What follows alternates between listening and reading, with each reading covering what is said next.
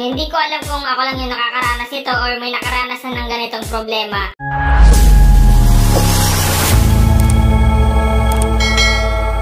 Na once na nagko-call ka sa mga friends mo dito sa Messenger is automatic. Within 1 second, pag nag-call ka, magko-call ended ka agad at lalabas yung confirm your identity.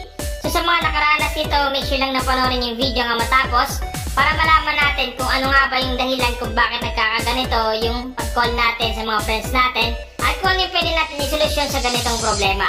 So ang gagawin natin muna is pumunta tayo sa Messenger natin. Punta ako sa Messenger ko, tignan natin ng Messenger. Then pag nag-open yung Messenger, automatic mapupunta tayo sa mga friends natin. Itong friend ko na pinakauna, click natin. Then i-call ko siya, so try natin i-call. So once na kinakall ko siya, automatic calling at within 1 second, call ended kagad. At lalabas yung confirm your identity.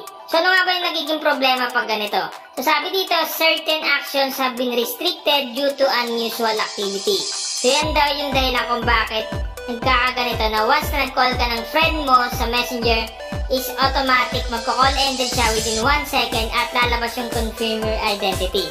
So kung ganito yung naranasan nyo, ang gagawin nyo lang is i-click nyo lang yung continue dyan. Click continue. Then lalabas yan. So nakalagay dito, confirm your identity with a video selfie. Sabi dito, well, compare your selfie to photos in your profile using facial recognition technology. Your selfie will only be used to confirm your identity and to keep our community safe. It will be deleted within 30 days. So ganun lang na yung gagawin natin. Mag-video selfie lang tayo dito para ma-verify at para maayos yung ganitong error. Once na nagko-call tayo ng mga friends natin at nagko-call ended siya within 1 seconds at lumalabas yung confirm your identity. Mag-video selfie. So ang gagawin nyo lang pag ganito yung naranasan nyo, click nyo lang yung next button dyan. Click next. Then automatic lalabas yan, take a video selfie. We need a short video of you turning your head in different directions.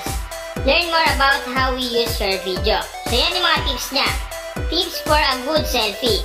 Una is yung use a well-lit area. Pangalawa, hold your phone at eye level.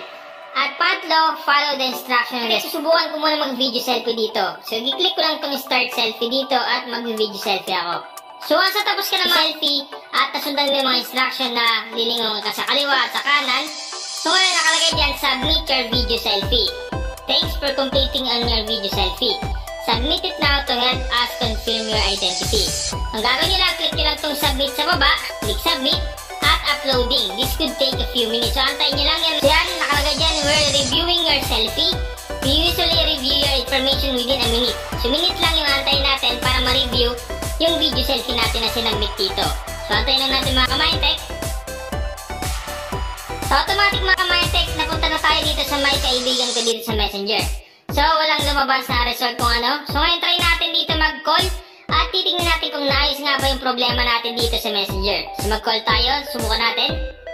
So yan, calling. So yan, so nagko-call na ulit tayo. Back to basic na ulit.